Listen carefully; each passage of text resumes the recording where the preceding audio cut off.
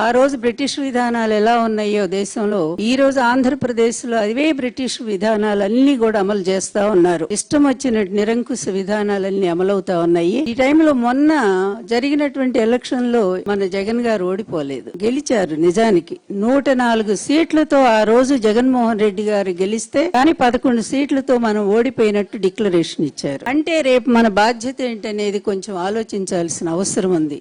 ఎందుకు మహిళా సైన్యం అన్నానంటే, ప్లీజ్ ఇవన్నీ పథకాలు నిజంగానే దేశంలోనే జగన్మోహన్ రెడ్డి గారు అమలు చేసినటువంటి, ముఖ్యంగా స్త్రీల కోసం, మహిళా ఎంపవర్మెంట్ కోసం ఆయన చేసిన విధానాలు నాకు తెలిసి ఎవరు చేయలేదు. అన్ని తీసుకొచ్చి మహిళలకు ఒక అండగా నిలబడి, ఆయనే ఒక అన్నయ్యారు, ఆయన ఒక తండ్రి అయ్యారు, ఆయన ఒక తమ్ముడు అయ్యారు, ఆ ఇంటి పెద్దయ్యారు, కుటుంబంలో ఒక సంరక్షకుడయ్యారు. ఇన్ని విధాల మహిళలను ఆదుకున్నటువంటి వాళ్ళు నేను ఎక్కడ కూడా చూడలేదు, ఏ పరిపాలనలో కూడా. మీకు ఒక ఎగ్జాంపుల్ చెప్తాను, మీకు గుర్తుండే ఉంటుంది. నిర్భయ చట్టం వచ్చిన తర్వాత దేశంలో నిర్భయ చట్టం వచ్చింది కదా. ఆ నిర్భయ చట్టం అనేది కేవలం 4 నెలల వరకు, అంటే శిక్ష చేసినటువంటి నేరాన్ని గుర్తించటం, ఆ నేరాన్ని గుర్తించిన తర్వాత దాన్ని అమలు చేయటానికి తీసుకునేటువంటి టైం ఎంత అంటే 4 నెలల టైం తీసుకున్నారు వాళ్ళు. కానీ జగన్మోహన్ రెడ్డి గారి పరిపాలనలో మరి ఆయన దిశా చట్టాన్ని తీసుకొచ్చారు. ఈ దిశా చట్టం అనేది కేవలం 21 రోజుల్లోనే శిక్షను, నేరం చేసినటువంటి దోషిని, ఈ రోజు నిజానికి సబ్జెక్ట్ అదే నాది. ఎందుకంటే నిజంగా మొదటి బాధితురాలు నేనే కదా, చంద్రబాబు మొదటిగా, సెకండ్ నేను, ఫస్ట్ బాధితురాలు ఇందిరాగాంధీ గారు. ఆమెకు వెన్నుపోటు పొడిచాడు. ఆ టైంలో ఆమెకి ఏం చెప్పాడో తెలుసా? అమ్మా, మీరు మా మామకి ఏమీ లేదు ఈ రాష్ట్రంలో, ఆయన రంగులు పూసుకొని ఏదో సినిమాలో యాక్ట్ చేస్తా ఉన్నాడు, అందువల్ల కాంగ్రెస్ పార్టీ బ్రహ్మాండంగా గెలుస్తుంది, మీ పేరు అట్లా మారుమోగిపోతా ఉంది, మీరు అనుమతిస్తే మా మామ మీద పోటీ చేసి నేను బ్రహ్మాండం గెలిచి వస్తే మీకు చూపిస్తాను, ఆ తర్వాత నన్ను సీఎం చేయండి అని చెప్పేసరికి ఆవిడ నమ్మి నిజమే అనుకుని, ఎన్టీఆర్ కి అంత ప్రభావం లేదు, సొంత అల్లుడే చెప్పాడు కదా అని కొంచెం నిర్లక్ష్యం కూడా ఉంది, దానికి వస్తున్నారు యాక్టర్ అని చెప్పారు. నిజమే అనుకుందామే. తీరా ఎలక్షన్లు వచ్చి 9 నెలల ముందుకు జరిపారు. అయినా కూడా ఎన్టీఆర్ గారు 201 సీట్లతో బ్రహ్మాండంగా గెలిచారు ఆ ఎలక్షన్ లో. అప్పుడు ఈ పెద్ద మనిషి ఏమయ్యాడు, చంద్రగిరి నియోజకవర్గంలో కాంగ్రెస్ తరఫున పోటీ చేస్తే, తెలుగుదేశం పార్టీ ఆ రోజు ఒక అనామకుడు, సుబ్రహ్మణ్యం ఏదో ఉంది పేరు, అలాంటి ఆయన్ని పెడితే ఆయన చేతిలో కొన్ని వేల ఓట్ల తేడాతో ఇది ఒక ఉదాహరణ.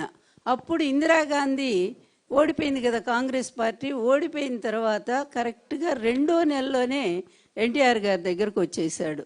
వచ్చి, మామ ఇంకా నాకెవరు దిక్కు, మీరు తప్ప ఎవరిని ఉన్నారా, మీ అల్లుడిని కదా నేను, అందువల్ల దయచేసి నన్ను పార్టీలో చేర్చుకోండి అంటే, ఆ రోజు పార్టీ మొత్తం వ్యతిరేకించింది ఇతన్ని ఎట్టి పరిస్థితుల్లో కూడా తీసుకోవద్దు, ఇతను కాంగ్రెస్ నుంచి వచ్చాడు, కాంగ్రెస్నే మోసం చేసినటువంటి వ్యక్తి ఇతను అని చెప్పి ఆ రోజు చెప్పినా కూడా భారీని అడ్డం పెట్టుకున్నాడు. అంటే మొదటి నుంచి ఇతని రాజకీయ విధానాలు ఎలా ఉంటాయో చూడండి. అప్పుడు ఆమె ప్రెగ్నెంట్లో ఉన్నారు, భువనేశ్వరి గారు. ఇదే ఈ మహానుభావుడు, ఇప్పుడు ఈ మహామేధావి ఉన్నాడే లోకేష్, ఈ మహామేధావి ఉన్నాడు. అప్పుడు ఆమెను అడ్డం పెట్టుకొని ఆమెను పంపించి తండ్రి దగ్గర రాయబారం చేయించి మెల్లగా పార్టీలోకి వచ్చాడు. ఎందుకంటే ద క్యామిల్ అండ్ డిజార్ట్ అనే స్టోరీ మనం చిన్నప్పుడే చదువుకున్నాం, మీ అందరికి గుర్తుంటుంది. 7th క్లాస్లో మన 90లో వస్తుంది అది. ఏది మన ఒంటె ప్లస్ ఎడారి. ఆ ఒంటె ముందు యజమాని అడుగుతుంది, ఎడారిలో ప్రయాణం చేస్తుంటే ఆ యజమాని ఏమో చిన్న గుడారం వేసుకొని కూర్చుంటాడు. అప్పుడు ఒంటి బ్రతిమలాడుతుంది, యజమాని నాకు కొంచెం చలిగా అనిపిస్తుంది, గుడారంలో కొద్దిగా చోటు ఇవ్వరా అంటే, పాపం కానీ జాలిపడి తలవరికి పెట్టుకో, ఎక్కువ లేదు ప్లేస్ అని చెప్తాడు. ఆ తర్వాత మళ్ళీ కాసేపు ఉన్నాక, నా తల బాగానే వెచ్చబడింది, నా వీపు బాగా చలి పెడుతుంది యజమాని, ఇంకొంచెం నన్ను అవకాశం ఇవ్వండి, ఇంకొంచెం ఇచ్చాడు. ఆ తర్వాత కాళ్ళు మొత్తం దూరిపోయింది, యజమాని బయటికి దోసింది, యజమాని చచ్చిపోయాడు చలికి, ఇవంటి మాత్రం హాయిగా ఉంది. సేమ్ ఈ కథలో ఉండేటువంటి క్యామెల్ లాంటి వాడే చంద్రబాబు నాయుడు. ఒంటే ఈ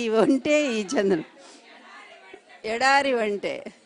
అట్లాగే నా విషయం చెప్తా వినండి. మా పెళ్లికి ముందు బ్రహ్మాండమైన మామూలు గొడవలు చేయలేదు అతను.